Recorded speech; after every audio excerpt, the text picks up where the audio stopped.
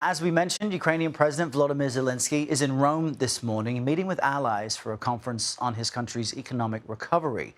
Now, ahead of that summit, Zelenskyy held what he called substantive talks yesterday with President Trump's Ukraine envoy, Keith Kellogg. CBS News foreign correspondent Ramy Inocencio has reported from and on Ukraine extensively and joins us now. Good morning, Ramy. Tell us about Zelenskyy's meeting with Kellogg. Well, substantive there. Zelenskyy said that his meeting with Kellogg centered on, for one, support for more American weapons, as Natalie was just telling us, and then support for even tougher sanctions on Russia. On the topic of weapons, the expectation here is that the flow will return for things like Patriot missile systems to take down Russian missiles and fighter jets there. Another thing are artillery rounds, the 155 millimeter NATO standard issue fired not just from American howitzers, but also their Ukrainian equivalents, also Gimler rockets fired from those all-important American HIMARS. Zelenskyy said that Kellogg also backed a bill in the U.S. Congress making its way, also a bipartisan one, I should say, that would slap 500% tariffs, 500% on countries that continue to buy Russian energy. Today, there is more on the schedule for Zelenskyy. He's a busy man in Rome. He is at the fourth annual Ukraine Recovery Conference. A mouthful there, but this is a big deal.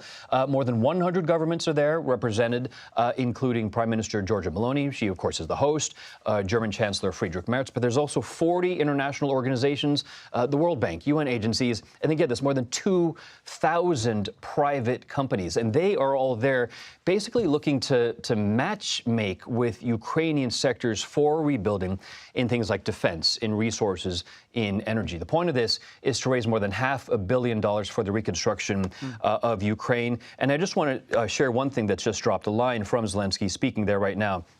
He says also that Europe should agree that frozen Russian assets should also go towards Ukraine's recovery. It's not the first time we've heard this, but that totals about $450 billion there, and I just floated that $500 billion number, so you can see there's a little bit of a parallel there. And Ramy, U.S. Secretary of State Marco Rubio is meant to meet with Russian Foreign Minister Sergei Lavrov in Malaysia this morning. What might we expect from that?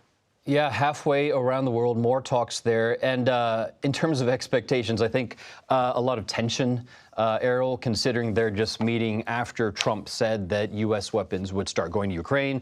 Also after saying that Putin talked a big game about wanting peace, but not really, perhaps. We might expect pushback from Lavrov, maybe carrying a message from President Putin. But, you know, the Kremlin has already positioned itself coming from a place of peace. The Kremlin yesterday said that they were hopeful that talks would continue. But again, also yesterday, as we started this segment here, Russia launched nearly 400 drones at Ukraine. Yesterday, we were talking about launching 728 drones, the biggest in 3 years.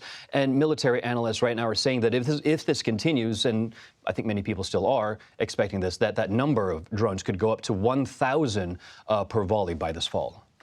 All right, Ramy, thank you very much.